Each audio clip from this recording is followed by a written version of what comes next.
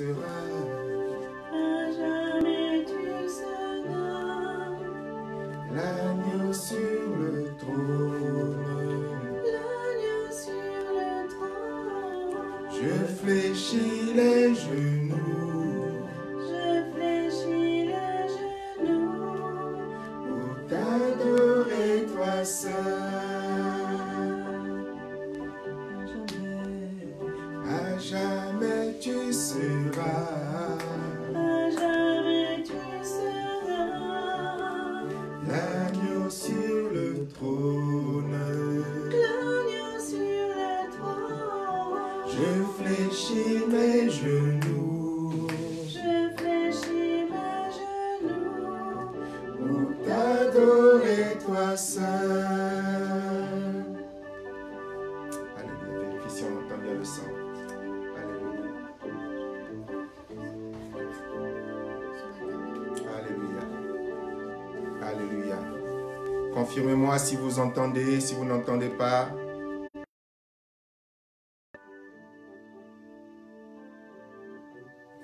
Est-ce que tout le monde m'entend bien?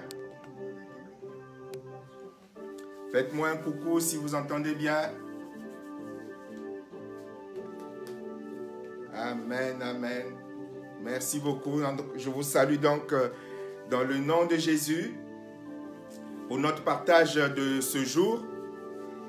Aujourd'hui, c'est le jour de Pâques, mais avec les circonstances que nous connaissons, pour la première fois, je crois, dans l'humanité, nous allons célébrer Pâques en confinement. Nous allons célébrer Pâques dans ces circonstances particulières que nous connaissons. Et nous voulons bénir Dieu, rendre grâce à Dieu. Donc nous vous accueillons, vous qui nous rejoignez à ce culte de la main d'association, ce culte qui se passe en audio sur Skype et la prédication en vidéo. Donc notre message de ce jour a comme titre « Vanité des vanités ». Vanité des vanités. Au cours de ce partage que Dieu a voulu que je puisse avoir avec vous, nous allons revoir les leçons que nous pouvons tirer de ce fléau, qui est un message pour les enfants de Dieu, un message pour le peuple de Dieu. Nous allons donc revenir sur la vanité que révèle ce fléau. Nous allons aussi tirer les leçons de cette vanité qui nous amène à la repentance et comprendre donc avec les leçons de ce fléau que nous devons nous préparer au retour de Jésus-Christ. Voilà, je vous aurais résumé mon intervention de ce matin selon la pensée du Seigneur. Et donc, nous nous appuyons sur ce texte qui se trouve dans l'Ecclésiaste, le livre de l'Ecclésiaste, dès le chapitre 1, qui dit que vanité de vanité, tout est vanité. Et en même temps, nous avons ce verset 14 du livre d'Ecclésiaste, chapitre 1, verset 14, qui dit « J'ai vu tout ce qui se fait sous le soleil, voici, tout est vanité et poursuite de vent. » J'ai vu tout ce qui se passe sous le soleil, voici, tout est vanité et poursuite de vent. Je crois que nous avons tous compris, même le plus incrédule, même les païens, nous avons tous compris qu'il y a une leçon que nous révèle le fléau que nous traversons aujourd'hui, que nous traversons actuellement. Tout le monde finalement constate que la vie sur la terre ne vaut pas grand-chose. Tout le monde constate que la vie sur la terre est une vie, à la rigueur, on se dirait pourquoi est-ce qu'on est sur cette terre? Beaucoup, même de païens, s'interrogent sur le sens de la vie, sur le but de la vie. Parce que, avec les images que nous voyons, que nous regardons de par le monde, surtout ces images des cadavres qui sont traités comme du bétail, je regardais, je ne parle pas de l'Afrique, je ne parle pas que de nos pays, même dans les pays modernes et dits modernisés, même dans les pays dits très puissants, nous constatons, nous réalisons, et tout le monde l'a vu, comment est-ce qu'un cadavre peut être traité comme du bétail. Dans un de ces pays d'Amérique, nous avons vu des images où des corps sont, je parle des cadavres, sont abandonnés discrètement dans la rue, comme on jetterait la poubelle, quoi. Nous avons vu des corps qui sont jetés dans la rue et brûlés dans la rue. Même la police, là je ne parle pas de l'Afrique. Hein, ne pensez pas qu'à l'Afrique, je parle des pays modernes, dits modernes, où des cadavres sont abandonnés, brûlés dans la rue, jetés, laissés de jour et de jour à la traîne. Même la police a peur de les toucher. Cela nous amène à comprendre que sur cette terre, tout est vanité, rien que vanité. Et comprendre donc en ce jour de Pâques qu'il y a un rappel puissant, qu'il y a un rappel évident que le sens véritable finalement de la vie sur cette terre, c'est pour l'humanité, pour l'être humain, le sens véritable, c'est de faire le choix de Jésus-Christ comme sauveur afin de pouvoir aller vers notre destination finale. Tout le monde a fini par comprendre plus ou moins que la terre n'est pas une destination finale. Parce que si la terre était la destination finale, les images que nous renvoie ce fléau, ben c'est bien malheureux, c'est bien misérable. Pourquoi venir sur cette terre? Pourquoi naître? Pour quel but? Pour quelle raison? Si le virus fait ressortir le côté le plus cruel de l'être humain, le côté le plus méchant de l'être humain. Je ne reviendrai pas sur les différentes images où des médecins ont été attaqués, agressés dans leur maison parce que les voisins ont peur que ce personnel médical puisse transporter avec soi le virus. Et donc des médecins sont agressés, sont frappés. Le côté cruel de l'être humain ressort.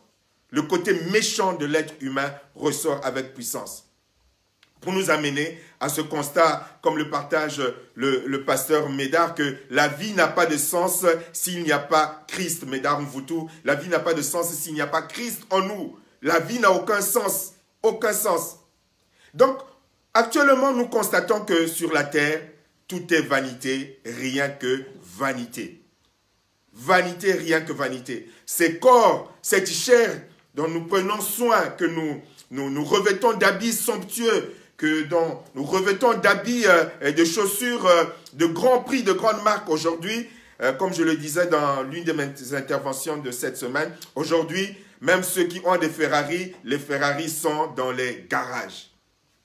Tu ne peux plus prendre la Ferrari avec laquelle tu démontrais ton orgueil, la Ferrari avec laquelle tu voulais démontrer que tu étais le plus riche, le plus beau.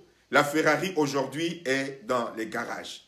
On a même peur. Aujourd'hui, tu prends ta Ferrari, tu amènes dans un garage, même les garages sont fermés, tu amènes dans un lieu de nettoyage. Même ceux qui nettoient ne vont pas toucher ta voiture parce qu'ils ont peur que tu sois contaminé et qu'éventuellement le virus traînerait dans ta Ferrari. Aujourd'hui, nos habits les plus somptueux que nous aimions mettre le dimanche pour aller montrer aux autres que nous sommes peut-être les plus riches, les mieux vêtus. Aujourd'hui, ce dimanche, ces habits somptueux sont dans vos placards. Les chaussures, les milliers de chaussures que chaque dimanche, chaque samedi, chaque réunion, tu mettais, des chaussures de grand prix, les sacs de grand prix, aujourd'hui sont où? Dans les placards. Toi qui les dimanches te mettais en costume cravate, aujourd'hui, derrière ton écran, tu es peut-être en jogging. Tu es peut-être même en pyjama. Tes habits somptueux, tu regardes tes habits somptueux, tu es en pyjama. Aujourd'hui, tu ne vas pas les fanfaronner le dimanche de Pâques à l'église pour montrer que tu as la plus belle voiture qui est dans le garage, tu as les plus beaux vêtements, peut-être que tu avais déjà commandé, qui sont là dans le placard, les chaussures que tu avais prévues pour Pâques, qui sont là aussi dans le placard. Dieu montre la vanité des vanités de l'être humain. Et l'impuissance, Dieu révèle également l'impuissance de l'être humain. Les pays les plus modernes qui fanfaronnaient lorsque la Chine était touchée, qui disaient, comme le pays où nous sommes, qui disaient, nous, notre système médical est le plus moderne et le plus puissant et le plus envié du monde entier. Aujourd'hui, les systèmes, ces pays, avec soi-disant les systèmes les plus modernes, ces pays également, Dieu vient leur montrer que finalement, ils ne sont pas aussi modernes que ça. Les gens sont en train de mourir comme j'allais dire, des oiseaux. Quand vous regardez le nombre, vous êtes effarés. Vous dites, mais comment est-ce que dans les pays aussi modernes, semble-t-il?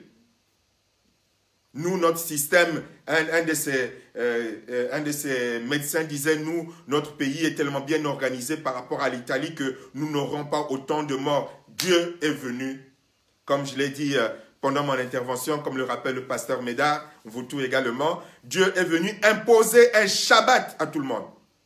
Un Shabbat à tout le monde. Confinement général. Arrêt des différentes activités pour que l'homme se mette à réfléchir sur le sens de la vie. Pour que l'homme puisse faire ce choix, comprendre que sur cette terre, nous ne sommes que de passage. L'Amérique et son président qui fanfaronnait, nous sommes. Aujourd'hui, l'Amérique est le pays le plus touché. Le plus touché. Nous avons les moyens, nous sommes puissants. Il n'y a même pas d'endroit pour aller mettre les cadavres de ceux qui sont décédés. Des fosses communes, vous y pensez en 2020, qui auraient pensé que même aux États-Unis, qu'il y aurait de fosses communes, tellement qu'il y a des gens qui meurent. Pareil pour la France, pareil dans tous les pays dits modernes, ils sont dépassés. Et il est question, il s'agit de l'être humain. Les traditions sont arrêtées, les coutumes sont arrêtées. Parce que Dieu veut démontrer que c'est lui qui a autorité sur la terre. C'est lui qui a toute puissance sur la terre au travers de ce fléau qu'il a permis ou qu'il a envoyé, qu'importe. Mais Dieu vient démontrer que c'est lui qui a tout pouvoir. C'est lui qui contrôle toutes choses. Qui aurait pensé, comme le rappelle également le pasteur Mesdames, vous tous, que toute l'humanité pouvait s'arrêter un jour pour être confinée. Qui aurait pu penser à cela? Qui aurait pu imaginer cela? Un seul instant. Si ce n'est Dieu au travers de ces différents véritables prophètes. Dieu a imposé le silence au monde. Dieu a imposé le calme au monde. Aujourd'hui, Pâques, c'est à la maison. Ceux des autres religions, enfin nous ne sommes pas de la religion, mais je parle des autres religions. Tout le monde, chez les Juifs, ça a commencé le 8. Tout le monde à la maison. Dieu impose le silence, c'est lui le Tout-Puissant, celui qui a tout pouvoir. Vanité des vanités, tout est vanité. Pour comprendre ce que dit la Bible dans 1 Jean chapitre 2, verset 16 et au verset 17, 1 Jean chapitre 2, 16 et 17, qui dit que de ne pas aimer le monde, que tout ce qui est dans le monde n'appartient pas à Dieu, que ce soit la convoitise des yeux, la convoitise de la chair, l'orgueil de la vie. Aujourd'hui, nous constatons cela, que la Bible ne dit pas n'importe quoi. La convoitise de la chair, aujourd'hui, au placard. La convoitise des yeux, au placard. L'orgueil de la vie. Au travers de ce que nous vivons, nous voyons l'orgueil de la vie. Du jour au lendemain, tout le monde peut partir. Du jour au lendemain, tout le monde peut partir. En 2 jours, les gens sont partis. Les gens bien portants sont partis. Des gens qui étaient en bonne santé sont partis. Des personnes que parfois d'autres ont accompagnées dans la prière, qui avaient un tout petit mal. 2 jours après ou 1 jour après, on t'appelle, la personne est partie. L'orgueil de la vie. À quoi cela sert-il, comme dit le psalmiste, de tous ces efforts, toute cette fatigue que nous déployons sur la terre, cet orgueil que nous déployons sur la terre, cette fierté que nous déployons sur la terre. Ton argent, aujourd'hui, l'argent ne te sert à rien. Il n'y a pas de vaccin. La richesse ne sert à rien. À tout moment, tout peut arriver. C'est pour nous rappeler, Dieu veut imposer ce silence, qu'il y a un créateur, et que nous devons écouter ce créateur. Nous devons faire silence devant ce créateur. Nous devons comprendre le message de ce créateur afin que nous puissions ainsi sortir de ce fléau en ayant compris le message du créateur. Et le message du créateur, c'est ce moment que nous vivons. Que Dieu a tant aimé le monde qu'il a envoyé son Fils unique Jésus afin que quiconque croit en lui ne périsse point, mais qu'il ait la vie éternelle. D'où Pâques. Nous ne sommes que de passage sur cette terre. Tu mets ton plus beau costume, ta plus belle robe. Mais lorsque tu seras dans le cercueil, ben, tu seras jeté, comme on en a vu, comme un sac de foufou, comme un sac de bananes. Et pourtant, c'est ce corps dont tu prenais soin. Tu mettais les bagues les plus chères, les boucles d'oreilles les plus chères, les parfums les plus chers, mais tu seras jeté comme un sac de bananes. Dieu veut que tu réfléchisses sur le sens de la vie. Le sens réel de ta vie sur la terre. Pourquoi tu es sur la terre.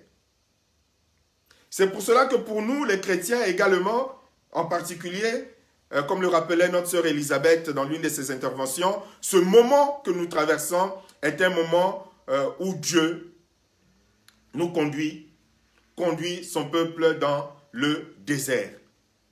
Nous allons lire ce passage qui se trouve dans Osée chapitre 2 pour comprendre ce que Dieu parle, ce que Dieu dit, ce que Dieu veut encore rappeler à ses enfants. Osée chapitre 2, c'est Dieu qui parle à partir du verset. Allez, on peut prendre, on a le temps, on va lire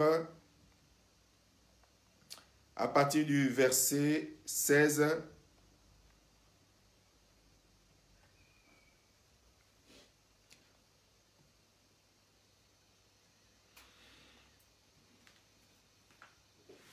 À partir du verset 8, Osée chapitre 2, à partir du verset 8, c'est pourquoi, voici, je veux fermer son chemin avec des épines et y élever un mur afin qu'elle ne trouve plus ses sentiers. Elle poursuivra ses amants et ne les atteindra pas, elle les cherchera et ne les trouvera pas, puis elle dira, j'irai et je retournerai vers mon premier mari, car alors j'étais plus heureuse que maintenant.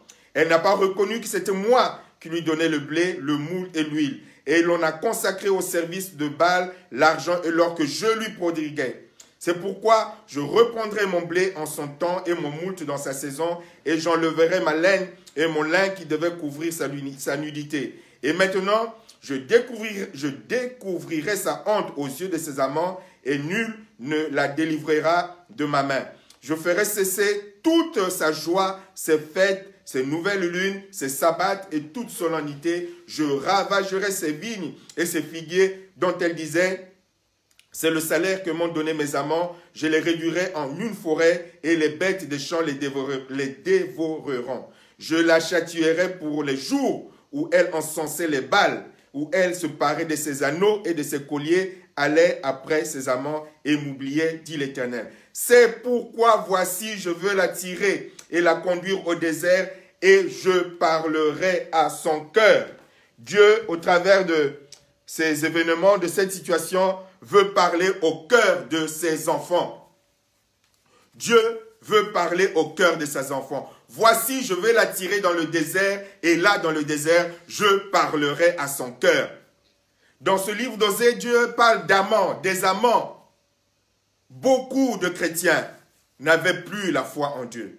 Beaucoup de chrétiens n'avaient plus la confiance en Dieu. Beaucoup de chrétiens n'avaient plus cette passion, cette assurance dans la fidélité de Dieu. Et ainsi comme le peuple dont qui est décrit dans Osée chapitre 2, beaucoup avaient trouvé des moyens pour pallier, selon eux, l'infidélité de Dieu, pour remplacer l'infidélité de Dieu. Beaucoup de chrétiens ayant perdu la foi allaient chercher les moyens de s'en sortir à gauche, à droite. Comptaient sur les uns, comptaient sur les autres. Faisaient des tas de calculs pour sortir plus ou moins de la famine, de la faim, de la soif, des besoins sociaux. Complètement perdu la foi. Et Dieu parle des amants dans ce passage que nous avons lu, parce que là, le peuple allait s'appuyer sur Baal. Donc le diable allait s'appuyer sur un tel, allait s'appuyer sur un tel. Aujourd'hui, avec ce qui se passe, Dieu attire son peuple dans le désert pour parler à son cœur. Pour dire à son peuple, pour ramener son peuple, pour exhorter son peuple à revenir à la foi véritable, revenir à la foi authentique. Beaucoup aujourd'hui, avec le confinement, ont perdu tous leurs moyens de recours, tous leurs moyens de secours. Ceux qui avaient des amants véritables, pourtant, ces disant chrétiens, qui comptaient sur Paul, sur Jacques, sur Antoine, sur Emmanuel. Aujourd'hui, toutes ces personnes également dans le confinement sont dépourvues de moyens. Donc Dieu, comme il le dit, même tes amants, je veux faire de sorte que tes amants n'aient plus les moyens pour t'aider, afin que finalement tu comprennes que tu ne peux compter que sur moi. Que sur moi. Dieu veut parler à son peuple. Dieu veut te parler, Dieu veut me parler. Pour que tu puisses revoir et corriger les fausses convictions spirituelles que tu avais. Pour que tu puisses revoir et corriger le mauvais et faux confort spirituel dans lequel tu étais. Pour que tu puisses revoir et corriger les principes que tu avais établis comme des colonnes, comme des versets bibliques personnels. Des principes, des coutumes, des habitudes, des actions, des réactions. Dieu veut, au travers de ce fléau, conduire son peuple à revoir les fondements de sa foi. Revoir les fondements de sa foi véritable. revoir les fondements de la foi. Parce que Dieu, lorsqu'il dit que le jugement commencera par la maison de Dieu, Dieu nous a révélé que lorsqu'on est dans l'église, nous ne sommes pas l'église bâtiment. Tous ceux qui se disent chrétiens ne sont pas réellement des enfants de Dieu. C'est pour cela que la Bible dit que le jugement commencera par la maison de Dieu, parce que Dieu sait que dans nos églises, dans les maisons, dans les temples, tous ceux qui se proclament chrétiens ne le sont pas toujours. Et là, Dieu donne l'occasion pour que tu puisses revoir et corriger. J'ai partagé cette pensée parce que beaucoup aujourd'hui, avec la fermeture des églises bâtiments, sont perdus, sont désemparés, sont égarés. Et au travers de ces fermetures de ces églises bâtiments, Dieu est venu mettre le doigt sur une des vérités fortes qui égare, qui trompe, qui masque beaucoup de choses. L'une de ces vérités, c'est que beaucoup de ceux qui vont dans les églises bâtiments ne vont pas dans les églises bâtiments parce qu'ils ont la foi en Dieu, mais parce qu'ils y vont d'abord pour leur propre plaisir. Ils ont peut-être la foi dans le pasteur, ils ont peut-être la foi dans leur église, parce qu'il y a certains de ces fameux serviteurs dits de Dieu, Dieu seul sait si ce sont ces serviteurs, encourageaient le peuple en disant que c'est au nom de mon église que tu seras sauvé. Si tu quittes mon église, tu es perdu. Non pas au nom de Jésus. Non pas si tu quittes Jésus, mais si tu quittes mon église, si tu quittes mon ministère, si je ne suis plus ton pasteur hors de mon ministère, tu es perdu. Tu es exposé au diable, tu es exposé aux sorciers, tu n'es plus protégé. Et au travers de ce confinement, Dieu vient casser toutes ces fausses doctrines, ces doctrines de manipulation qui gangrenaient, qui égaraient le peuple de Dieu, afin que ceux qui le veulent puissent se secouer la tête pour dire « mais on m'a menti, on m'a trompé, on m'a manipulé. Finalement, je peux rester vivant spirituellement sans mon pasteur, sans mon église. » Parce que le pasteur n'est pas nécessaire, parce que l'église n'est pas nécessaire. Celui qui est nécessaire, c'est le grand pasteur Jésus. Celui qui est nécessaire, c'est Jésus, c'est Dieu. Et la vie chrétienne a toujours été une question de relation personnelle avec Dieu. Même si nous sommes un corps, la vie spirituelle, c'est d'abord une vie personnelle, une relation personnelle avec Dieu. Et c'est là où, pendant ce moment de confinement, que dans cette solitude, on va voir qui est réellement disciple. Dieu sait qui est réellement disciple. Quelle a été l'influence de ce confinement sur ta vie spirituelle? Toi qui m'écoutes, toi qui m'écouteras. Quelle a été l'influence? Nous nous réjouissons au travers du partage que nous avons toutes les semaines avec la main d'association. En tout cas, pastoralement, nous nous réjouissons de voir que les fidèles, au travers des partages de chaque jour à 19 h par Skype, nous voyons comment est-ce que les fidèles sont motivés. Avec joie, nous découvrons certains. Avec joie, nous découvrons d'autres qui s'engagent et qui restent ainsi éveillés dans le Seigneur. Mais toi, quelle a été l'influence du confinement sur ta vie? As-tu perdu la foi? Es-tu devenu encore plus pécheur? Es-tu encore davantage te sombrer dans les péchés que tu avais abandonnés? J'écoutais un de ces fameux célèbres grands pasteurs, peut-être que vous avez écouté également, qui disait que, vous voyez, du fait que les églises sont fermées, beaucoup sont retournés à leurs péchés, beaucoup sont retournés à la masturbation, à regarder les films pornographiques. Voilà la mauvaise influence du Covid et surtout du fait que l'église est fermée. Il faut que les églises ouvrent. Il est en train de sous-entendre que c'est parce que les églises sont fermées que beaucoup de chrétiens vont retomber dans le péché. Et moi, quand je l'écoute, je disais, oh Seigneur, horreur, malheur. Un chrétien qui sombre dans le péché parce que l'église est fermée, ça veut dire qu'il n'a pas réellement rencontré Jésus-Christ. Il n'a pas réellement rencontré Jésus. Il n'a pas je bénis le Seigneur, si les voisins écoutent, tant mieux, ils vont être évangélisés. Il n'a pas réellement rencontré Jésus. Il n'a pas réellement donné sa vie à Jésus. Ce confinement va te montrer et va montrer à beaucoup de chrétiens sur quel fondement était établie leur foi. Sur quel fondement. Et là, Dieu, en tirant son peuple dans le désert, c'est pour te montrer, te dire sur qui tu avais bâti ta foi. Quelle était ta motivation d'être à l'église tous les dimanches? Quelle était ta motivation d'être à l'église tous les dimanches? Est-ce que tu allais à l'église parce que ta foi était dans le service que tu faisais dans l'église? Est-ce que tu allais à l'église parce que ta foi était bâtie sur le ministère de prédicateur que tu faisais à l'église? Est-ce que tu allais à l'église parce que ta foi était bâtie sur le service de chantre que tu avais à l'église? Est-ce que tu allais à l'église parce que ta foi était bâtie sur le ministère soi-disant de protocole, de porteur de sac du pasteur? Beaucoup allaient à l'église, dans nos églises bâtiments, non pas par la foi en Jésus, mais leur foi, c'était l'activité dans laquelle ils étaient engagés dans l'église. Et aujourd'hui, on n'y a plus de chantres, on ne peut pas se parer de notre tenue somptueuse pour aller chanter, ils sont désemparés. Mais si je ne chante pas, je suis perdu. Mais si je ne fais pas le protocole, je ne me suis pas préparé. Toute la semaine, leur cœur était activé, non pas par l'amour de Jésus, mais toutes les semaines, avant le culte, leur cœur était activé par le service. Je dois me préparer au protocole, je dois me préparer à chanter, je dois me préparer à prêcher, je dois me préparer à servir la Sainte Seine, je dois me préparer. C'est comme la prédication, je dois me préparer à prêcher, mais ce que Dieu veut avant tout, ce n'est pas le service que tu fais dans l'église. Ce que Dieu veut avant tout, c'est un cœur à cœur avec lui, une relation personnelle avec lui. Les œuvres, Dieu n'a que faire si tu n'es pas en bonne relation avec lui, si tu n'es pas en communion avec lui, si tu n'es pas en communication avec lui. Beaucoup vont dans l'église comme des fonctionnaires, juste pour l'activité. Dieu mis de côté. Et c'est pour cela qu'ils ne peuvent pas supporter les prédications sur la sanctification, les prédications sur le retour de Jésus-Christ. Et Dieu l'a conduit son peuple dans le désert pour dire, hey, tu arrêtes un peu tout. Pourquoi tu vas à l'église? Pourquoi tu vas à l'église? Est-ce parce que tu as ta foi en moi, en mon fils Jésus? Tu arrêtes un peu tout. Et là, Dieu dit, retrouve le premier amour. Lorsque tu es venu à moi et que ton cœur et mon cœur battaient ensemble. Aujourd'hui, ton cœur ne bat pas avec moi, mais ton cœur bat pour le ministère. Ton cœur bat pour l'église. Ton cœur bat pour le pasteur.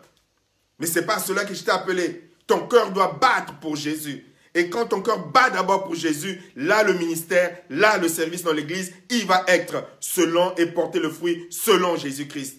Mais beaucoup de chrétiens n'avaient plus de relation personnelle avec Dieu. Leur relation se résumait à l'activité qui venait masquer. Moi, je suis chantre. Moi, je suis intercesseur. Moi, je suis prédicateur. Moi, je suis diacre. Moi, je suis... Chacun s'est caché de moi, je suis. Non, tu es d'abord chrétien qui doit avoir une relation personnelle avec Dieu. Ce n'est pas d'abord ton ministère ou tes activités dans l'église que Dieu désire. Et donc là, au travers de ces circonstances de confinement, Dieu, comme nous l'avons lu dans Osée chapitre 2, verset 16, Dieu attire également son peuple dans le désert pour parler à son cœur. Dieu veut parler à ton cœur, mon frère. Dieu veut parler à ton cœur, ma sœur. Dieu veut te parler pendant ces périodes d'isolement dans le désert. Que vas-tu faire? Vas-tu ouvrir tes oreilles pour entendre, écouter ton Dieu qui veut te ramener au premier amour? Dieu qui veut te ramener à être bouillant. Si tu sors de cette période de fléau, de confinement, si tu sors comme tu étais auparavant, alors je crains que tu sois perdu. Nous traversons une période de sélection. Nous traversons une période d'écrémage. Nous traversons une période de tamis, comme nous le verrons à la fin de la prédication, où Dieu dit, celui qui veut se sanctifier, ben va se sanctifier davantage. Mais celui qui veut rester dans son péché, il va s'enfoncer davantage. Il n'y aura pas de ligne tiède. Ou tu grimpes ou tu descends. C'est toi qui dois faire le choix. Vas-tu descendre de la montagne ou vas-tu grimper? Comme l'un des chants du CBE que j'aimais bien qui disait « Montez, montez là-haut sur la montagne, la prière est solitude. » Tu dois monter là-haut, monter dans la solitude, dans la relation personnelle avec ton Dieu pour entendre ce que Dieu veut te dire au travers de ces moments. Au travers de ces circonstances, Dieu veut te parler afin de te sauver. Parce qu'il revient bientôt. Il revient bientôt. C'est pour cela que ce moment de confinement doit nous conduire à ce que dit le psaume 90 de Moïse, qui dit « Enseigne-nous à bien compter nos jours afin que nous appliquions nos cœurs à la sagesse. » Enseigne-nous à bien compter nos jours afin que nous appliquions nos cœurs à la sagesse. Ce psaume, lorsque vous le lisez, c'est un psaume écrit par une personne qui aurait connu ce temps que nous connaissons et qui finalement réalise que la vie de l'être humain sur la terre, et donc, il faut que Dieu nous aide à enseigner, à compter nos jours. Nous devons maintenant appliquer nos cœurs à la sagesse. C'est pour cela que ce temps est un temps de repentance pour toi comme pour moi. C'est un temps de repentance. La repentance, ce n'est pas juste « Seigneur, je te demande pardon ». Quand on parle de repentance, c'est comme la conversion. C'est un temps où l'on reconnaît et on change de direction. Seigneur, avant, je faisais ceci. Avant, j'allais par là. Avant, j'avais comme ceci comme principe. Maintenant, j'ai compris mon erreur. Je change de direction. Je reconnais, je change mes principes. Je change mes orientations. Je change mes valeurs. Je change mon fonctionnement. Là où j'avais plein de rancune, tu comprends que ça ne sert à rien la rancune. Là où j'étais plein d'orgueil, tu comprends que l'orgueil, ça ne sert à rien, vanité de vanité. Là où j'étais plein de fier, moi là, ben tu vas être jeté quand tu vas mourir comme un sac de foufou. Ton cadavre là, ton moi là, tu vas être jeté comme un sac de foufou. Où les gens auront même peur de venir te toucher. Et pourtant, c'est toi qui donnais l'argent, c'est toi qui étais acclamé. C'est un temps, comme le rappelle notre pasteur Carmen, c'est un temps de la repentance pour le peuple de Dieu. Pour toi. Si tu penses que ça ne te concerne pas, ben, tu es en train de tomber. Tu es en train de descendre. C'est un temps de la repentance où tu dois t'asseoir et dire, Seigneur, qu'est-ce qui doit changer dans ma vie? Les rancœurs, les colères, les médisances, les calomnies, les divisions. On réalise que c'est vanité de vanité, tout est vanité. Moi, je suis de la main d'association, moi, je suis de Cyrus Ministère, moi, je suis de l'église chrétienne, moi, je suis de l'hôtel de Dieu, moi, je suis de je ne sais pas trop quoi. Nous sommes dans la vanité des vanités. Amen. Et nous devons nous remettre en question. Nous remettre en question. Dieu veut que nous nous remettions en question dans une repentance authentique. Que nos cœurs changent, que nos comportements changent, que nos sentiments changent, que nos relations fraternelles changent. Du jour au lendemain, vous pouvez entendre le pasteur Guy Rémy est parti. Pourquoi avoir des rancœurs, des rancunes, On comprend que ça ne sert à rien. Ça ne sert à rien. À rien. Vanité de vanité. Donc il faut que les choses changent. Le Seigneur Jésus peut revenir du jour au lendemain. Avec ton orgueil, avec ta fierté, avec ta rancune tenace. Tu vas aller où avec? Tu vas aller où avec? Je pense à ces couples parfois qui sont séparés, de couples chrétiens qui sont séparés. On ne se parle pas, tu ne touches pas aux enfants, tu ne visites pas les enfants. Mais si tu meurs aujourd'hui, mais les enfants vont revenir à qui? Au papa ou à la maman que tu combattais. Vanité des vanités. Que le Seigneur nous aide. Ce temps est un temps de la repentance où nous devons nous remettre en question. Nous remettre en question. Comprendre ce que Dieu attend de nous. C'est un temps de la repentance pour nous les chrétiens. C'est important. C'est un temps de la repentance aussi pour l'humanité. Nous allons lire dans Ézéchiel chapitre 22,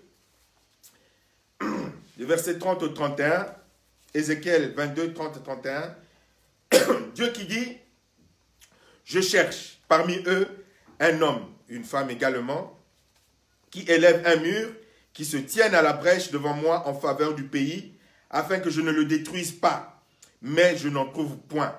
Je reprendrai donc sur eux ma fureur, je les consumerai par le feu de ma colère, je ferai retomber leurs œuvres sur leur tête. Je ferai retomber leurs œuvres sur leur tête. Que nous renseigne ce passage?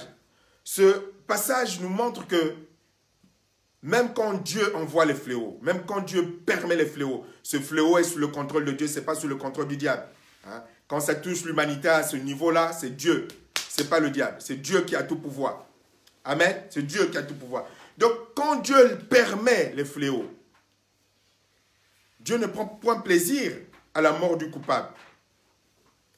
Dieu veut que le coupable puisse se repentir. C'est pour cela que Dieu cherche des intercesseurs qui prient pour que, autant que possible, Dieu puisse abréger le fléau. Pour qu'autant que possible, Dieu puisse arrêter le fléau. Pour qu'autant possible, surtout, que l'humanité puisse comprendre le message du fléau. Dieu, lorsqu'il permet les fléaux, comme nous allons le lire également dans Apocalypse chapitre 22,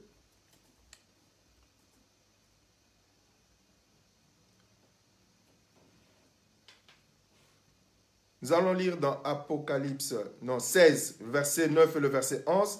Il est écrit, Apocalypse 16, verset 9, et puis le verset 11. « Et les hommes furent brûlés par une grande chaleur, et ils blasphémèrent le nom de Dieu qui a l'autorité sur ces fléaux, et ils ne se repentirent pas. » Et le verset 11, donc Apocalypse 16, verset 11. « Et ils blasphémèrent le Dieu du ciel à cause de leurs douleurs et de leurs ulcères, ils ne se repentirent pas de leurs œuvres. » Tous ces passages, comme d'autres passages, montrent que lorsque Dieu permet que le fléau touche l'humanité, l'espérance de Dieu, ce n'est pas que Dieu prenne plaisir à le sens du corps ou du cadavre. La Bible dit, hein, l'homme est poussière, il repartira poussière. Donc Dieu connaît la valeur de cette chair-là. Nous nous en sommes émus parce que nous valorisons cette chair. Mais Dieu connaît, ça vient de la terre, ça ne va pas dans la terre. Donc Dieu n'est pas plus ému que cela. Ce qui compte, c'est l'âme. Donc Dieu ne veut pas que les âmes aillent en enfer. C'est pour cela qu'il espère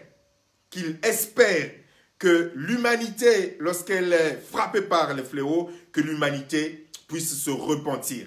Dieu espère la repentance des chrétiens, c'est vrai, mais Dieu veut aussi la repentance de l'humanité parce qu'il a donné son Fils Jésus afin que l'humanité ne soit pas condamnée, mais que l'humanité soit sauvée.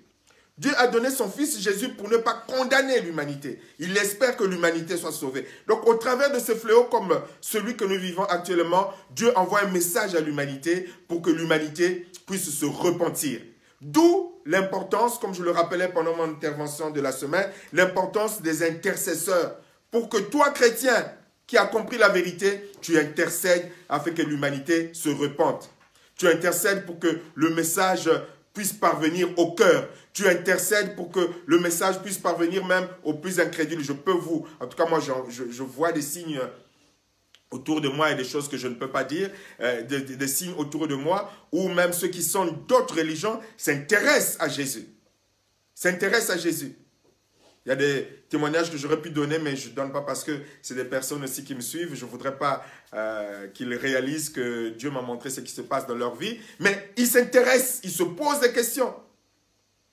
Dimanche dernier, c'est un de mes employés, un ancien employé qui est d'une autre religion que je ne citerai pas, qui m'appelait pour dire, mais pasteur, vraiment priez pour nous parce que ce n'est pas possible, le monde est arrêté, hein, mais qu'est-ce que Dieu est en train de faire?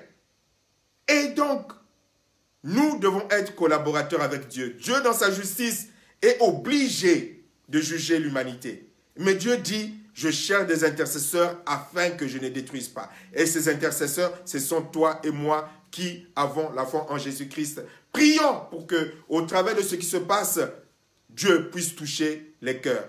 Et que l'humanité réalise qu'il n'y a qu'un seul Dieu devant lequel tout genou fléchit. C'est celui qui est mort à la croix et qui est ressuscité, Jésus-Christ. C'est ce qui nous est expliqué dans Éphésiens chapitre 2. Tout genou doit fléchir au nom de Jésus.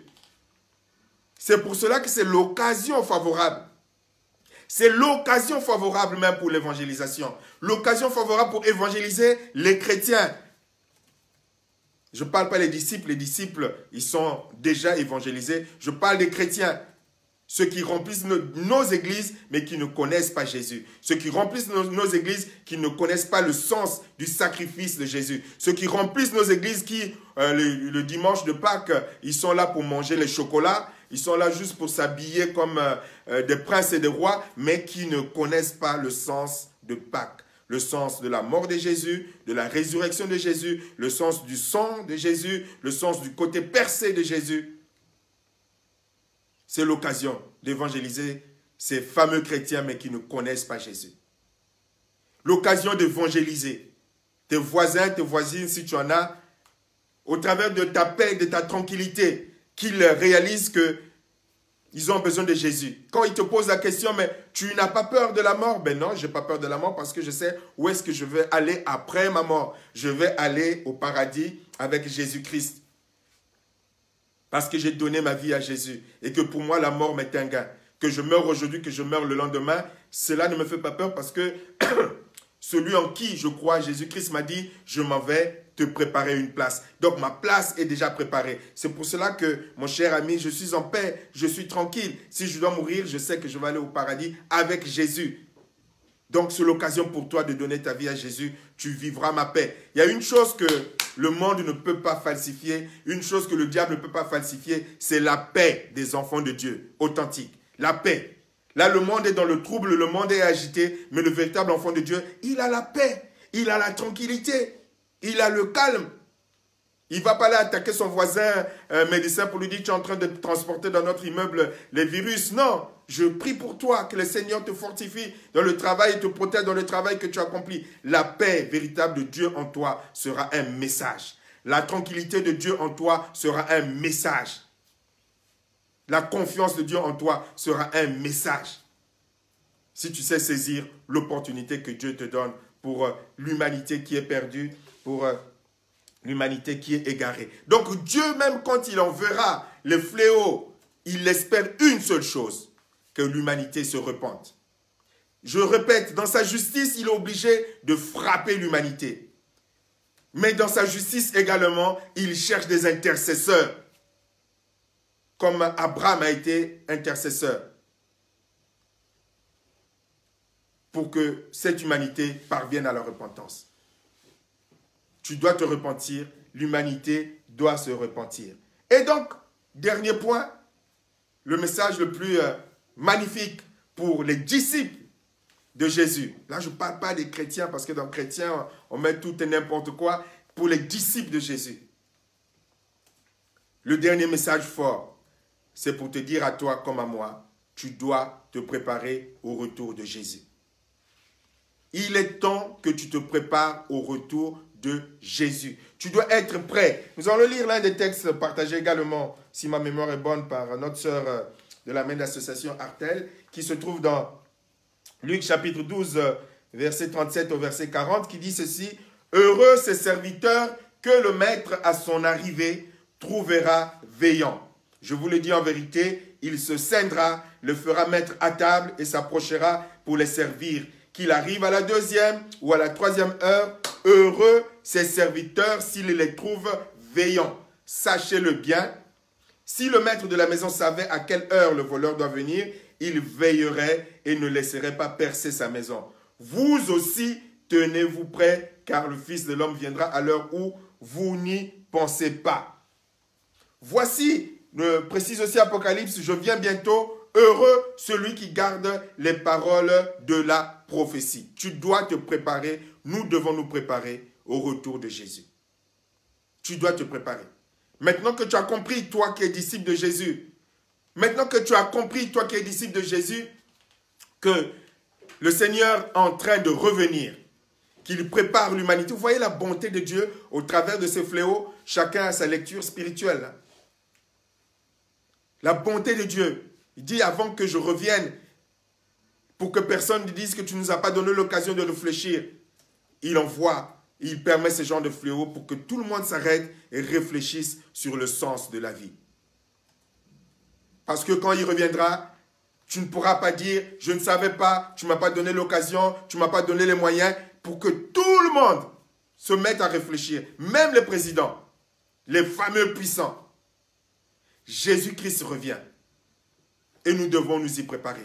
Tu ne dois pas continuer à vivre comme si Jésus n'allait pas revenir. Il te donne l'occasion de couper avec ce qui aurait pu empêcher. Si ce virus avait été le retour de Jésus, Dieu seul sait où est-ce que toi, tu serais. Peut-être que tu seras encore sur la terre pour subir. Parce que nous connaissons un confinement paisible ou apaisé. C'est-à-dire que personne ne nous menace. Même s'il y a le contrôle pour que tu n'exposes pas les autres. Mais après le retour de Jésus, ceux qui ne seront pas enlevés, mais ça sera un confinement menaçant parce que ça va être le règne du diable. Là, le diable va régner, là, il va poursuivre, là, il va frapper, là, il va taper, il va diriger la terre avec autorité. Après l'enlèvement de ceux qui seront prêts, là, le confinement, il ne sera pas apaisé. Là, je ne veux pas prêcher ceux qui... Dieu Seigneur, que je sois avec toi là-bas, que je ne sois pas là. Mais en tout cas, ceux qui resteront, ils ne seront pas là derrière leur écran à prêcher simplement, parler Jésus-Christ. Là, ça sera caché sous le lit que tu vas peut-être prêcher Jésus. Là, Dieu te donne l'occasion. Qu'est-ce qui pourrait t'empêcher d'être avec Jésus s'il revenait aujourd'hui? Il ne faut pas rater l'enlèvement. Ceux qui vont rater l'enlèvement, ça va être terrible pour eux. Terrible. Terrible. Là, les costumes, là, tu ne vas pas parvenir. Là, tu vas sentir que le diable est méchant. Et c'est là où la Bible dit que si cela n'était pas écourté, même les élus seraient... Ça va être terrible. Tu dois te préparer. Mais Dieu est conscient, mon frère, ma soeur. Dieu est conscient. Et Dieu nous laisse une large liberté de choix. En même temps, c'est magnifique, en même temps, ça fait peur. Dieu n'oblige personne. Le Seigneur Jésus n'oblige personne. Le Seigneur espère que tu vas comprendre, que tu vas saisir pour revoir les choses qui ne cadrent pas et qui feraient que tu restes sur la terre quand il va revenir. C'est pour cela qu'il dit, toujours lucide, Apocalypse chapitre 22, versets 11 et 12, il dit que celui qui est injuste soit encore injuste. Que celui qui est souillé se souille encore. Que le juste pratique encore la justice et que celui qui est saint se sanctifie encore. Voici, je viens bientôt et ma rétribution est avec moi pour rendre à chacun selon ses œuvres. Dieu te laisse la liberté. Amen. Heureux. Donc, toujours Apocalypse 22, 14, 15. Heureux ceux qui lavent leurs robes afin d'avoir droit à l'arbre de vie et d'entrer par les portes dans la ville. Dehors, les chiens, les enchanteurs, les impudiques, les meurtriers, les idolâtres et quiconque aime et pratique le mensonge. Dehors. Dans ce ciel, Dieu ne prendra pas n'importe qui. Toi qui te dis chrétien qui est dans le mensonge, toi qui te dis chrétien qui est dans des pratiques occultes, toi qui te dis chrétien qui est dans l'impudicité, dans l'adultère, toi qui te dis chrétien qui est dans le meurtre, toi qui te dis chrétien qui te comporte comme un chien. Mais tu pourras beau dire, Seigneur, Seigneur, mais Seigneur, c'est moi. Dieu dira, je ne te connais pas, vous qui commettez l'iniquité, comme cela est écrit dans Matthieu chapitre 7. Je ne vous connais pas, vous qui commettez l'iniquité. Mais Seigneur, n'ai-je pas fait ceci pour toi, n'ai-je pas fait cela pour toi, n'ai-je pas. Dieu dira, je ne te connais pas. Parce que tu es dans ces choses qui ne me correspondent pas. Parce que tu n'es pas dans la sanctification, parce que tu n'es pas dans la sainteté. Nous devons réaliser, et là nous sommes un jour de Pâques, que Dieu a payé le prix fort. Fort. Donc on ne joue pas avec son salut. Dieu a payé un prix fort. Un prix fort pour ton salut. Et donc ce ciel-là n'y rentrera pas qui le veut. C'est pour cela que l'apôtre Paul dira aux Galates, ce n'est pas un texte que j'avais prévu, mais on peut le retrouver. Galates, chapitre 5, il préviendra le peuple.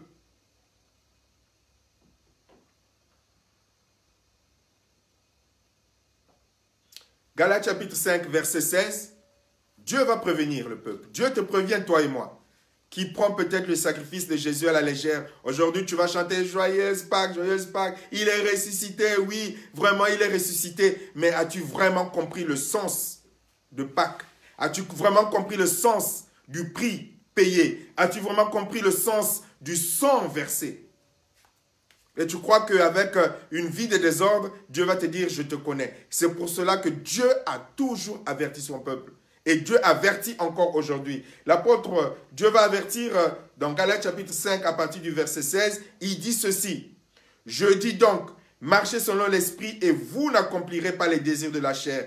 Car la chair a des désirs contraires à ceux de l'esprit et l'esprit en a de contraires à ceux de la chair. Ils sont opposés entre eux afin que vous ne fassiez pas ce que vous voudriez. Si vous êtes conduit par l'esprit, vous n'êtes pas sous la loi. Or, les œuvres de la loi, les œuvres de la chair sont manifestes. Les œuvres de la chair, ce sont l'impudicité, l'impureté, la dissolution, l'idolâtrie, la magie, les inimitiés, les querelles, les jalousies, les animosités, les disputes, les divisions, les sectes, l'envie, l'ivrognerie, les excès de table et les choses semblables. Et l'apôtre, donc Dieu, parle par la bouche de l'apôtre Paul, le Saint-Esprit dit, je vous dis d'avance, comme je l'ai déjà dit, que ceux qui commettent de telles choses n'hériteront point le royaume de Dieu. C'est la parole de Dieu qui avertit. Ah, pasteur Guérémy, tu es trop dur. Oh, tu es trop exigeant. Oh, tu tapes trop, tu vises trop. Mais c'est pour ton salut. C'est ce que la Bible dit. Pour que tu ne sois pas rejeté à la porte. Pour que tu ne sois pas abandonné sur cette terre. Et que tu ne te réveilles pas, tiens, maman Michel est où? Dieu l'a emporté. Mais moi, pourquoi pas moi? Dieu t'avertit. La parole de Dieu est sévère. Si Dieu a donné son fils Jésus, c'est pour que nous ne soyons plus esclaves du péché. C'est pour cela que dans Romains chapitre 8, là c'est le message que je n'avais pas prévu, mais allons-y. C'est pour cela que dans Romains chapitre 8, à partir du verset 1, il est écrit qu'il n'y a plus de condamnation pour ceux qui sont en Jésus. Parce que la loi de l'Esprit de Jésus-Christ m'a délivré de la loi du péché et de la mort. Donc quand tu as le Saint-Esprit, Dieu te délivre de la loi, de la puissance, de la tyrannie, de la domination, de la dictature du péché. Dieu te délivre. Il n'y a plus d'excuse pour un véritable enfant de Dieu, donc pour un disciple, à rester esclave de quelque péché que ce soit. Il n'y a plus d'excuse. Il n'y a plus d'excuses pour dire que moi, je ne peux pas résister à la masturbation. Moi, je ne peux pas résister à regarder les films pornographiques. Moi, je ne peux pas résister aux mensonges. Moi, je ne peux pas résister à ceci. Moi, je ne peux pas résister à la corruption. Moi, je ne peux pas, je ne peux pas. Mais Jésus-Christ est venu mourir à la croix pour que tu sois capable de résister. Tu sois capable. Il n'y a pas d'excuse au péché. C'est pour cela que dans la suite de Romains chapitre 8, l'apôtre Paul dit que nous ne sommes point redevables à la chair pour vivre selon la chair. Nous ne sommes point redevables. C'est fini. Pourquoi nous ne sommes plus redevables? Parce que le prix a été payé, la dette a été payée, le sang a été versé. Colossiens chapitre 2, 14 et 15 nous dit bien que l'acte de condamnation a été détruit, cloué à la croix. Que le sang de Jésus-Christ a effacé, a payé notre dette, a payé le prix. De sorte que nous ne sommes plus dépendants. Jésus-Christ est mort à la croix et le prix payé a été fort. Le sang versé a été fort. Et le sacrifice de Jésus a été parfait pour que tu ne vives plus dans le péché. Pour que tu ne trouves plus d'excuses à vivre dans le péché. Aujourd'hui, nous allons dans les églises, les chrétiens vivent dans les péchés, les chrétiens sont dans la corruption, les chrétiens sont dans le mensonge, les chrétiens sont dans, comment est-ce qu'on dit, dans des vies conjugales sans mariage, les chrétiens sont dans le vol, les chrétiens sont dans des sectes sataniques, et je suis chrétien, c'est normal. Mais non, si tu es un disciple de Jésus-Christ, ce n'est pas normal.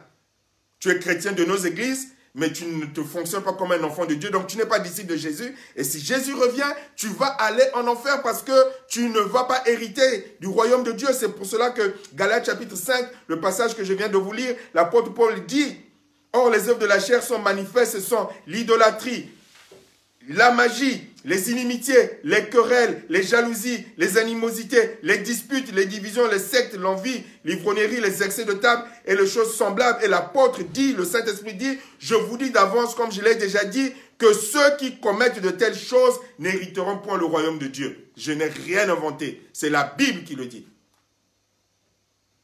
Ceux qui commettent de telles choses n'hériteront point. Tu ne peux pas être dans... Nos églises sont minées ou étaient minées, elles sont fermées par les disputes, par les divisions, par l'ivrognerie, par les animosités, par des pratiques occultes. Et les gens, le dimanche, étaient là pour célébrer Dieu, pour célébrer Dieu. Mais Dieu sait qui est qui.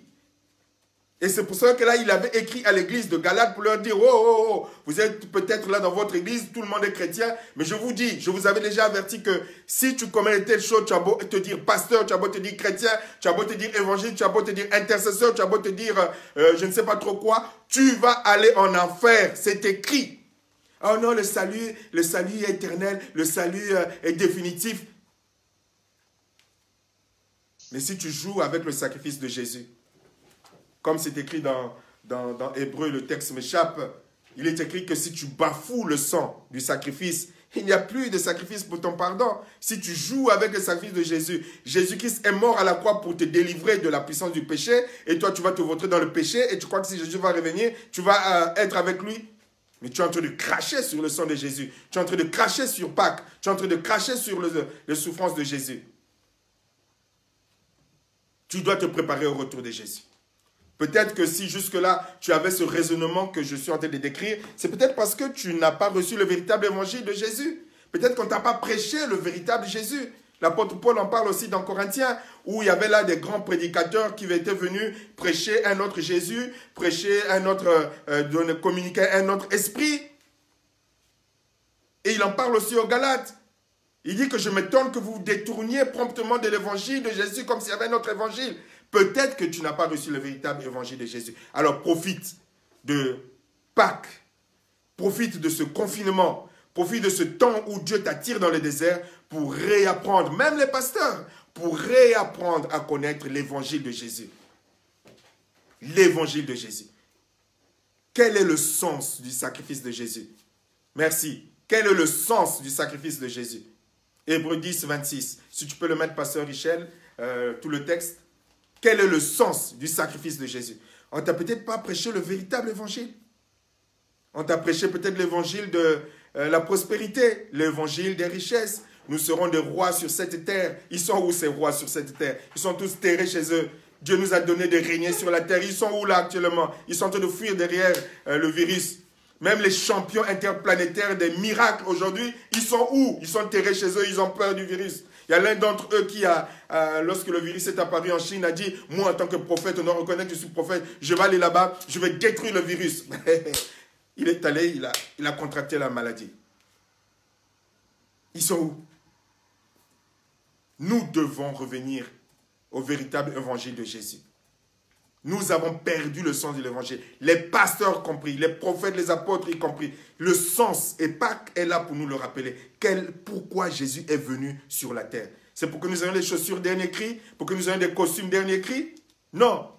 Jésus-Christ est venu pour le salut de ton âme. Donc le texte nous dit, car si nous péchons volontairement, donc Hébreux chapitre 10, verset 26, merci pasteur Richel, car si nous péchons volontairement, après avoir reçu la connaissance de la vérité, il ne reste plus de sacrifice pour les péchés.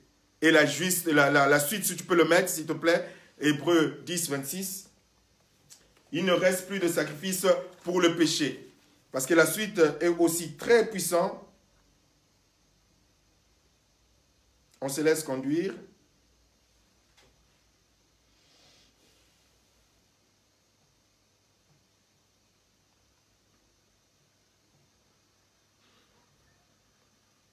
Donc, il dit donc ceci.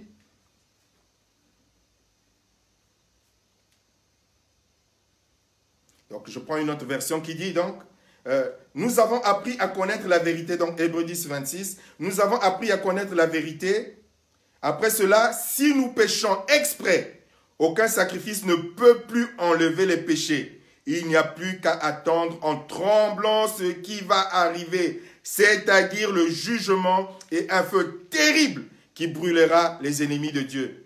Quand quelqu'un n'obéit pas à la loi de Moïse, 2 ou 3 témoins doivent dire s'il est coupable. Dans ce cas, on le tue sans pitié. Celui qui méprise le Fils de Dieu méritera une punition encore plus dure, n'est-ce pas? En effet, celui-là ne respecte pas le sang de l'alliance qu'il a libéré du péché. Il insulte l'Esprit Saint qui nous fait connaître la bonté de Dieu. Oui, nous connaissons celui qui a dit « À moi la vengeance ». À moi la vengeance, je donnerai à chacun ce qu'il mérite. Vous voyez que je n'invente rien. Je n'invente rien. Je ne fais que transmettre ce que la parole de Dieu dit, de faire attention lorsque nous nous déclarons de Jésus-Christ. Lorsque nous nous proclamons de Jésus-Christ. Parce que tu risques d'être surpris. Je suis le pasteur Guy-Rémy, tu risques d'être surpris. Je suis le pasteur Richel, tu risques d'être surpris. Mais moi, c'est Maman Douceur, tu vas être surpris. Moi, c'est Pasteur Carmel, tu vas être surpris. Nous devons nous remettre en question. Comme je le disais, revois peut-être l'évangile que tu as entendu. On t'a tellement parlé que de richesse, de mariage, de ceci, de cela. Mais le sens de l'évangile, ce n'est pas ça. Coach de ceci, le sens de l'évangile. Dieu a donné son Fils pour te libérer de la puissance du péché afin de te permettre d'accéder au salut. L'évangile, c'est ça. À cause du péché d'Adam et Ève, Dieu a donné son Fils pour te libérer de la puissance du péché afin que tu vives comme un enfant de Dieu dans la sanctification, dans la sainteté, pour la vie éternelle. C'est ça l'évangile. Dieu n'a pas donné son Fils pour que tu sois riche, que tu aies de beaux costumes, que tu aies la plus belle des voitures, que les gens se courbent parce que toi, le grand pasteur Guy-Rémy, les gens passent pour qu'on t'acclame, pour qu'on dise c'est lui le grand serviteur de Dieu. Dieu n'a pas donné son Fils Jésus pour ça. Dieu aurait donné son Fils Jésus pour des banalités pareilles, qu'il accepte du haut de son ciel de voir la souffrance de son Fils, pour des banalités pareilles, pour que tu aies le plus beau des costumes. Jésus serait venu mourir pour ça. Tu as reçu le mauvais évangile. Reviens au véritable évangile de Jésus-Christ de Nazareth. Et ainsi, tu vas te préparer au retour de Jésus. Tu dois te préparer au retour de Jésus. Tu dois te préparer au retour de Jésus. Donc que le Seigneur nous aide pour terminer tous ensemble dans ce temps de désert, ce temps de réflexion, ce temps de repentance, ce temps aussi de responsabilité, je le rappelle, de responsabilité pour nous chrétiens, pour évangéliser, pour parler de Jésus. Le temps, il est favorable. Que Dieu nous aide pour que dès maintenant et que nous sortions de cette période de fléau, parce qu'il y aura un temps où Dieu dira, ce fléau a un temps, et ce temps de la fin, c'est Dieu qui le connaît. Dieu a établi, hein, Dieu sait, tu commences tant et ça s'arrêtera tant. Et puis d'autres fléaux arriveront. Et des moments encore pires arriveront. Il ne faut vraiment pas se leurrer. Hein. Des moments pires arriveront. Des fléaux après des fléaux arriveront. Des situations plus compliquées arriveront. Ne tiendront debout que ceux qui ont la foi authentique en Jésus-Christ. Ne tiendront debout. D'autres seront conduits dans les corruptions, dans le mensonge, dans la séduction. Mais si tu as la foi en Jésus-Christ, tu resteras debout. Alors prends ce temps. Prends ce temps. Nourris-toi de la parole. Retrouve le premier amour. Redeviens bouillant pour ton Seigneur. Parce que Dieu viendra te sauver toi. Il ne viendra pas sauver ton église ni ton pasteur. Il viendra te sauver toi. Toi. C'est ta foi personnelle qui aujourd'hui, qui a besoin d'être nourrie par la parole. Cherche à connaître ton Dieu. Cherche à connaître qui est Jésus-Christ. Cherche à comprendre ce que Dieu attend de toi. Dieu ne veut plus que tu écoutes tous ces mensonges, ces mensonges. Cherche, retrouve le cœur de celui qui t'aime, Jésus. Une relation amoureuse avec Jésus. Et tu seras capable de résister à la séduction qui va encore prendre de l'ampleur contre l'Église, contre le peuple de Dieu. Amen. Nous allons prier. Nous allons prier. Nous allons chanter encore ce refrain. Nous allons prier. À jamais tu seras l'agneau sur le trône. Que Jésus-Christ à jamais reste. Sois l'agneau sur le trône de ton cœur. Que Jésus-Christ reste l'agneau sur le trône de ton cœur. À jamais tu seras. À jamais tu seras. L'agneau sur le trône. L'agneau sur le trône. Je fléchis mes genoux.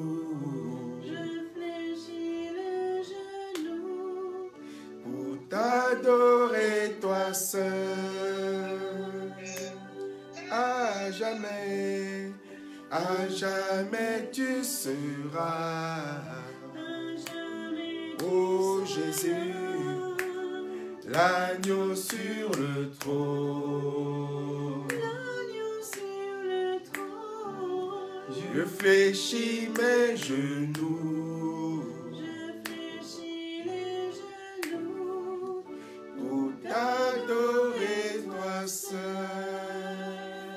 Alléluia. Alléluia. Demandez à Maman Michel de prier, de lever la voix pour nous tous, pour nous recommander à la grâce de Dieu. Alléluia. Oh, Alléluia. notre Père bien-aimé, c'est avec reconnaissance Alléluia, encore, Jésus. Seigneur Dieu, que nous sommes là, Seigneur Seigneur Jésus, Jésus. devant toi. Merci encore, Comme Seigneur ça, Dieu, pour cette main tendue, Seigneur Jésus, à l'égard de chacun, Seigneur Dieu.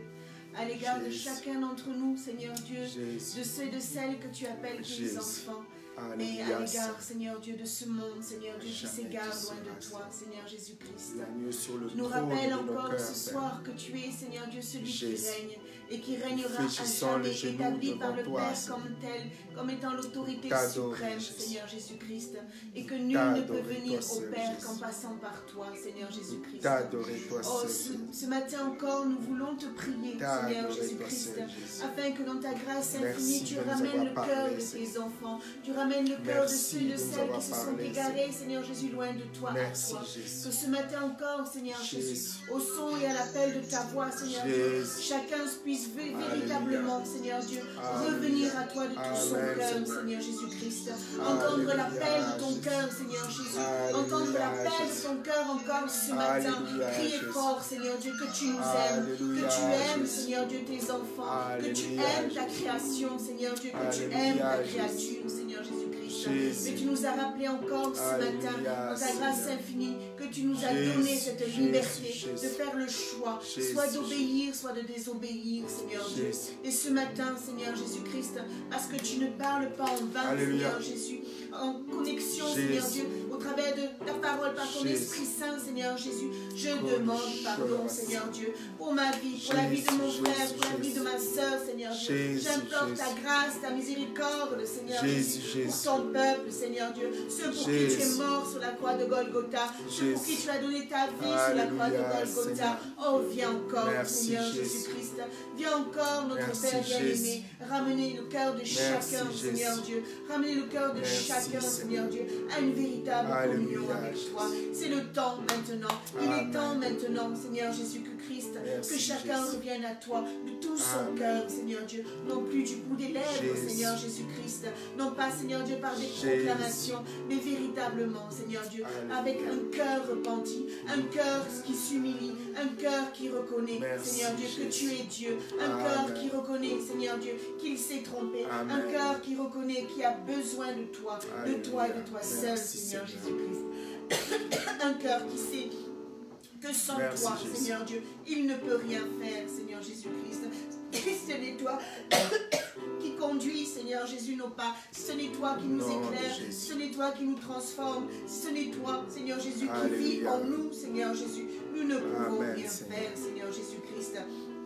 Et ce matin, Seigneur Dieu, tous ensemble, nous crions à toi, Seigneur Jésus. Nous implorons ta grâce, ta miséricorde et ta compassion, Seigneur Jésus. Nous tenons devant toi, Seigneur Jésus. Crions à toi, Seigneur Dieu, pour ton peuple, Seigneur Jésus. Mais crions à toi, Seigneur Dieu, pour tous ceux et toutes celles qui se perdent dehors, Seigneur Dieu, qui ne comprennent pas, Seigneur Dieu, qui sont dans la tourmente, Seigneur Jésus, et qui n'ont pas, Seigneur Dieu, encore entendu parler de toi. Oh, Seigneur Jésus-Christ.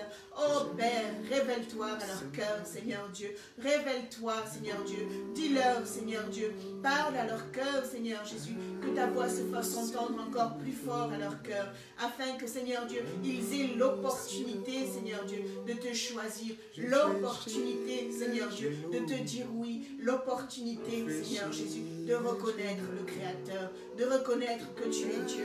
De reconnaître, Seigneur Dieu, que tu as donné ton Fils Jésus-Christ à la croix de Golgotha. De reconnaître, Seigneur Jésus-Christ, que toi aussi tu es Dieu, que tu es le chemin, la vérité qui nous conduit à l'éternité. Oh, merci. Merci, Seigneur Jésus, pour cette opportunité. Merci pour chacun d'entre nous. Merci, Seigneur Dieu, pour, Seigneur Dieu, la création tout entière. Et merci de nous ramener à toi. Merci de ne point, Seigneur Jésus, nous condamner, Seigneur Jésus, mais de nous donner, Seigneur Jésus, l'opportunité de revenir simplement comme le Fils prodige, de revenir, Seigneur Jésus, auprès de toi. Reconnaître, Seigneur Dieu, que c'est contre toi que nous avons péché. Oh, Seigneur Jésus. Merci encore. Merci pour chacun. Merci pour chacune, Seigneur Dieu. Au nom puissant de Jésus. Amen. Amen.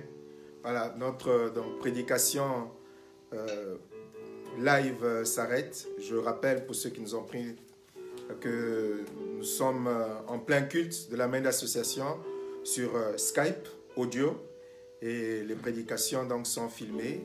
Donc on va arrêter le live vidéo et le culte continue donc sur Skype. Et donc je remets la direction au modérateur du jour, au pasteur Richel. Que la paix de Dieu nous conduise et nous remplisse encore plus d'humilité, de repentance et de sanctification à la gloire de Jésus-Christ de Nazareth. Allez, à dimanche prochain ou bien d'autres directs en cours de semaine. Joyeuse Pâques, en se rappelant le prix payé pour notre Dieu afin de rester dans la louange et l'adoration. À très bientôt. Pasteur Richel.